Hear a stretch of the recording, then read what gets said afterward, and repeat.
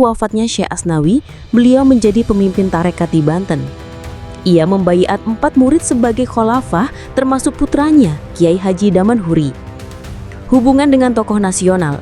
Abuya Armin dikenal dekat dengan tokoh-tokoh besar seperti Presiden Soekarno, Wakil Presiden Muhammad Hatta, Presiden Soeharto, dan Gubernur DKI Ali Sadikin. Mereka sering berkunjung untuk bersilaturahmi, meminta nasihat atau belajar agama. Beliau juga dikenal sebagai Kiai Salawat karena sering mengijazahkan sholawat nariyah sebanyak 4.444 kali dalam semalam. Karomah. Abuya Armin dikenal sebagai wali Allah dengan berbagai karomah, di antaranya mobil Soekarno. Pada 1954 ketika mobil Presiden Soekarno terperosok di lumpur, Abuya Armin menggunakan lidi kecil untuk membuat mobil tersebut berjalan kembali. Mesin diesel dengan air.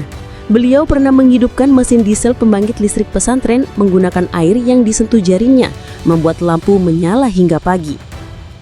Kemampuan bahasa. Menguasai berbagai bahasa, termasuk konon bahasa binatang, dan dikisahkan mampu menghadiri sholat Jumat di Mekah meski berada di Cibuntu. Hidangan ajaib. Beliau bisa menyediakan makanan dan minuman segar secara tiba-tiba yang tidak diketahui asalnya.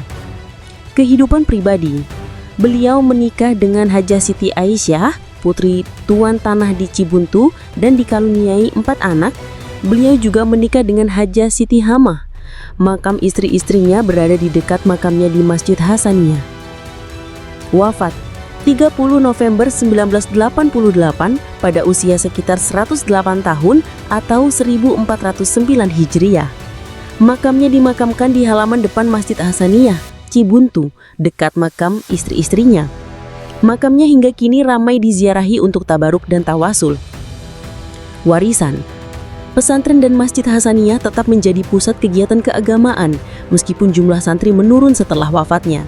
Cucu beliau kini membangun pesantren baru di sekitar masjid untuk melestarikan warisan. Haul Abuya Armin diadakan setiap tahun dengan haul besar ke-11 pada 2022 di kediaman cucunya Kiai Haji Damiri di Kadubale. Beliau dianggap sebagai mata rantai penting dalam transmisi tarekat Qadiriyah wa Naqsyabandiyah di Banten dengan ribuan murid yang menyebarkan ajarannya.